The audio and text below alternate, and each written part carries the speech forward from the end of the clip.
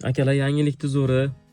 Xullas, kreditga mashina olib, Yandexda ishlab kreditimni yopaman deydiganlar diqqatiga. Endi bu narsaning iloji yo'q ekan. Sababi men kuni kecha taksoparkka bordim, Yandexga ulangani va menga litsenziya olib berishmoqchi edi, lekin bu narsaning iloji bo'lmadi.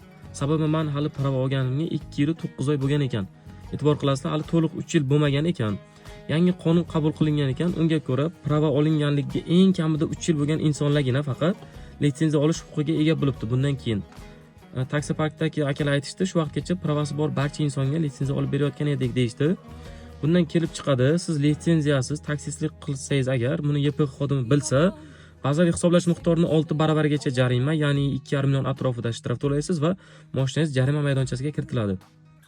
Bundan kelib chiqadi, siz kecha prava olgan bo'lasizmi, 1 yilmi, 2 yilmi oldin prava olgan bo'lsangiz va arendaga yoki deylik kreditga mashina olib, o'sha kreditini Yandexda ishlab yopaman desangiz, buni iloji yo'q.